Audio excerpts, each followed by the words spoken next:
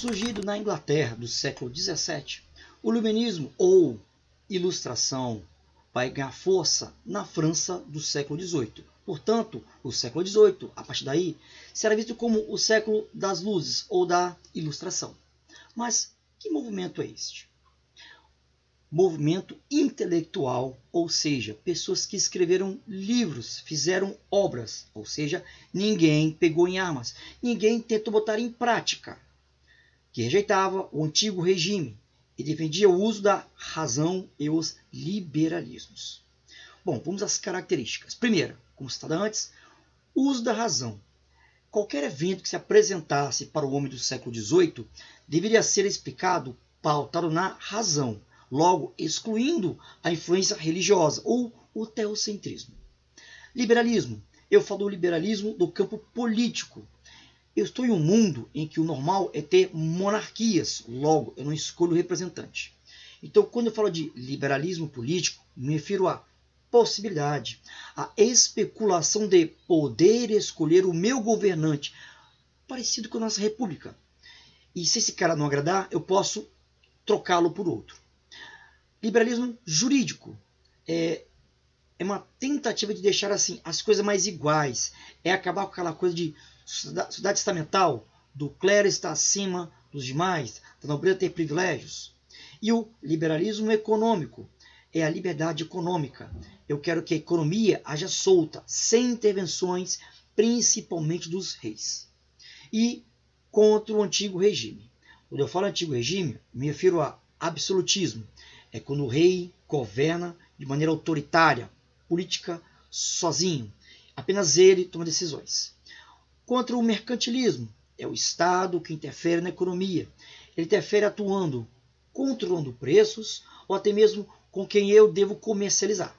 E o medievalismo é quando uma sociedade estamental que se baseia no direito de nascimento, tipo, nasci camponês, morro camponês, nasci nobre, morro nobre. E contra uma igreja interventora. Bom, vamos agora para os teóricos. Fique bem claro, cada teórico foca num setor. Então, quando eu disser John Locke, ele prega: o povo deve escolher o seu governante. E se esse não agradar, o povo tem que tirá-lo do lugar. Montesquieu, crítico do antigo regime, crítico do absolutismo ferrenho. Segundo ele, se o homem tiver todos os poderes em suas mãos, vai se corromper, vai ser absoluto. Logo, para impedir o absolutismo, tem que ter a divisão dos poderes, a tripartição dos poderes. Os nossos legislativo, judiciário e executivo. Jean-Jacques Rousseau defendeu o sufrágio universal, ou seja, o voto para todos. Além disso, segundo ele, o poder do governante emana do povo. Portanto, o governante tem que governar atendendo nós, o povo. E Voltaire, famoso pela sua frase, abre aspas, não concordo com a sua palavra que dissestes, mas defendo até a morte o direito de dizê-la. Isso é o liberalismo, digamos, na parte da liberdade de expressão, ou seja, eu tenho liberdade, eu tenho livre-arbítrio de me expressar livremente sem ser punido por isso. E os enciclopedistas, Diderot e D'Alembert, o que fizeram? Pegaram todas as obras dos teóricos iluministas, colocaram uma enciclopédia de fácil acesso para várias pessoas. Bom, o próximo ponto é o campo econômico.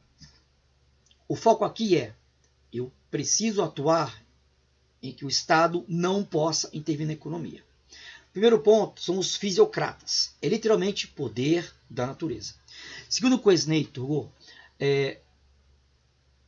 uma nação para prosperar, para ser rica, ela deve investir em recursos da natureza. Mineração, pausa. Aqui, pessoal, eu estou no mundo que é chamado padrão ouro. Ou seja, todo o dinheiro que circula no mundo é ouro. Então, se eu minerar e encontrar mais ouro, mais rico eu fico. E agricultura. Por mais que eu esteja num mercantilismo, que o lucro venha do comércio, a agricultura ainda era uma fonte de renda. A sua frase, que resume bem a sua visão de mundo, é o laissez-faire, laissez-passer. Ou seja, deixar e fazer, deixar passar. Quem? A economia. Eu tenho que deixar a economia solta, a economia livre. E o pai do liberalismo econômico, Adam Smith. que defendia a lei da oferta e da procura, ou seja, as coisas têm sua importância de acordo com a sua demanda.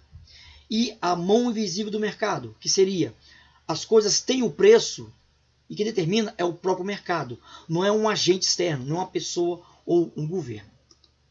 E os déspotas esclarecidos são monarcas absolutistas, que se fazem passar por iluministas e, ao mesmo tempo, tentam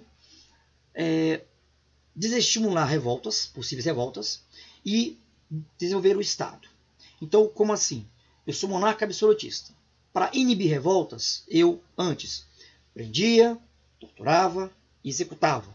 Eu não mais executo. Agora, se eu só prendia e torturava, eu não mais torturo. Então, eu dou um alívio, dou uma redução dos problemas, das penalidades do povo. Ou então, concedo terras. Como todo mundo que ainda tem forte influência do medieval, ter terra era importante. Portanto, ele dava terras, às vezes terras improdutivas, ou uma quantidade pequena, ou muito longe, mas dava para se dizer iluminista e para inibir revoltas. E por último, aumentar a arrecadação. Alguns deles, influenciados pela Revolução Industrial feita pela Inglaterra, buscavam, digamos assim, investir em alguma coisa para que o seu país também fizesse o mesmo. Ou olhar para as suas colônias na América, fazer elas ser mais produtivas. Ou seja, tentavam de alguma forma, fazer o Estado arrecadar. Não conseguiram. Ok? Bom, pessoal, encerro por hoje. Obrigado a todos. Até mais. Valeu!